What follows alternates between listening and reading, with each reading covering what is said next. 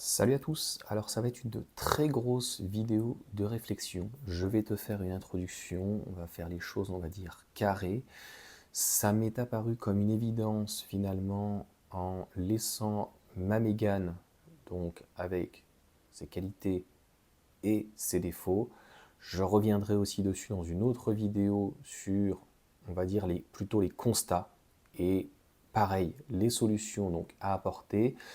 Et là donc, introduction, je vais te faire un constat entre la Twingo électrique, la dernière fois finalement qu'on m'avait prêté, la Twingo donc thermique que là cette fois-ci on m'a prêté, je l'avais essayé à l'époque, donc c'est à peu près la même chose, c'est-à-dire que c'était le 0,9 et j'avais dit grossièrement, enfin avant de faire des vidéos, que c'était tout dans le turbal.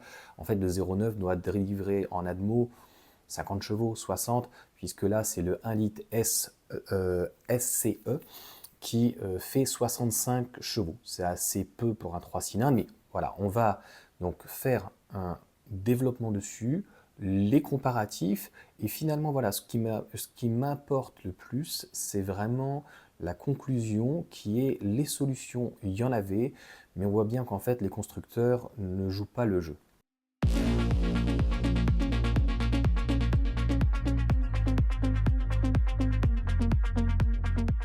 Donc comme je viens de te le dire, on reviendra donc toujours avec Renault. Il y avait des solutions notamment pour la R5, mais aussi pour Stellantis. Là, pareil, donc sur une toute petite citadine comme la Twingo. Alors, j'avais fait une vidéo, je te la remettrai peut-être en descriptif ou quoi que ce soit. Moi, mon emballement pour cette petite Twingo électrique, franchement, je n'ai rien à dire. Je trouve qu'ils l'ont extrêmement bien adapté entre le thermique et l'électrique. Le seul gros reproche, c'est le nerf de la guerre, c'est, on va dire, le prix, qui est complètement délirant. Et en fait, je pense à autre chose, mais je me dis, mais en fait, cette Twingo, ça lui allait super bien. J'ai trouvé qu'en propulsion 82 chevaux, elle était très très bien. Là, le 1 litre SCE 65 chevaux, alors comme il n'y a même pas de turbo, il n'y a rien dans le froc. Elle est même limite dangereuse, c'est vraiment très très limite. Ça vibre, mon Dieu, il y a un stop and start. J'ai pris plaisir uniquement dans la boîte de vitesse, la boîte 5, marche arrière. Voilà, j'avais mal à la patte, je te dis tout. Donc pour des gens qui ont des problèmes pour débrayer ou quoi, voilà, c'est tellement mieux la boîte auto ou encore mieux l'électrique. Pourquoi? Parce que tu n'as pas de régène. Et même quand tu montes dans les tours, en fait, comme en plus il n'y a pas de turbo, il n'y a aucun couple. Tu n'as rien du tout là-dessus. Donc on ne voit même pas d'ailleurs le contour. Enfin, je crois qu'en dessous de 1000, tu n'as rien, 1500, et au-dessus de 2-3000, tu n'as rien. C'est un véhicule qui a 10 000 km. Et franchement, en fait, pour moi, ce type de citadine devrait être absolument électrique, comme je viens de te le dire, pour la régénération, finalement, donc pour le couple, mais tu vas me dire, c'est absolument trop cher. On va avoir des solutions.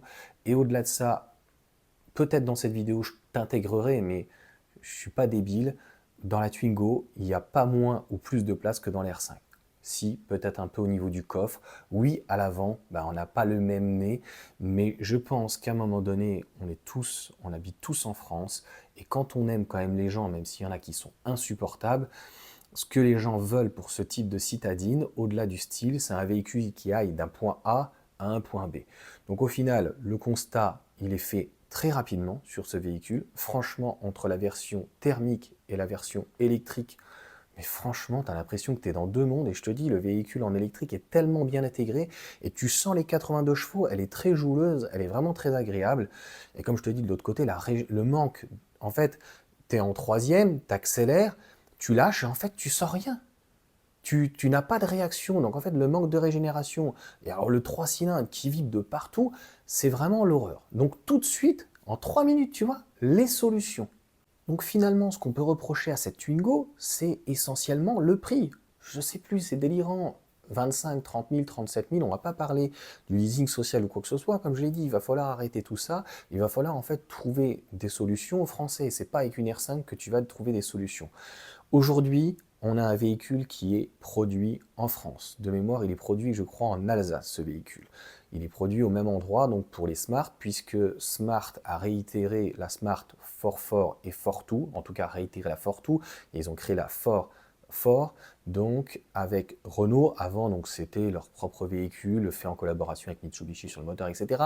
Là, ils se sont mis avec Renault. Renault aussi a donné le 1,5 litre. De l'autre côté, Renault a récupéré donc le 2,2 litres pour c'est pas un Infinity, ça y est, j'ai oublié le nom. Si, c'est Infinity, etc., etc. Donc il y a eu une synergie entre les deux groupes. On a un châssis, même s'il coûte cher, il est amorti. Tous les moules, tout est amorti ou quoi que ce soit.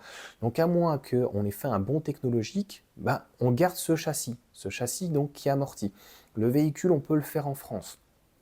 On a des moteurs de 82 chevaux, ça coûte que dalle. L'intégration des batteries se sont fait plutôt assez bien, je trouve, sans et non au détriment en fait du comportement ni finalement du plancher.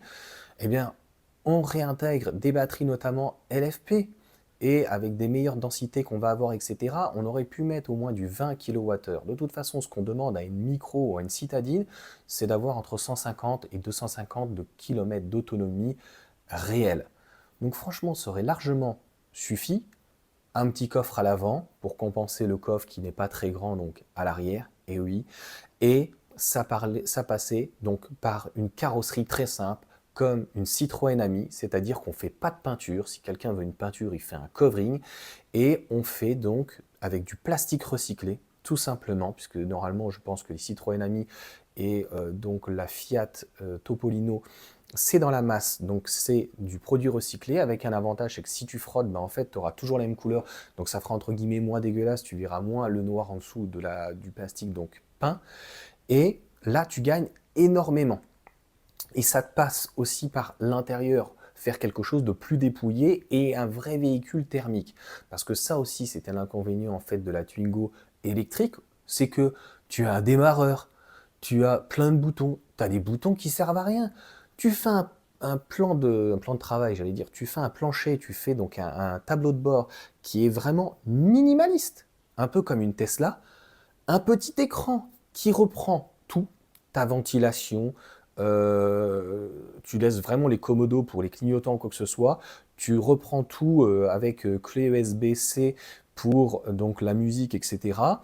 Et j'ai même envie de te dire, on pourrait te mettre des haut-parleurs ou même une intégration, et du moment que tu aurais un Bluetooth et que tu puisses mettre un endroit, une barre, et que tu changes en fait quelqu'un par exemple qui est mélomane et qui a envie de pouvoir intégrer une barre de son d'une meilleure qualité, aurait pu le faire.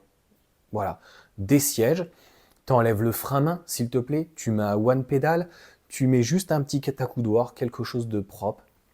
Et donc tout ça pour dire qu'à mon avis, toutes ces économies-là, je pense que quand tu vois une Citroën Ami qui est aux alentours des 6-7 000, je pense qu'entre 15 et 20 000 euros, ça aurait été largement possible.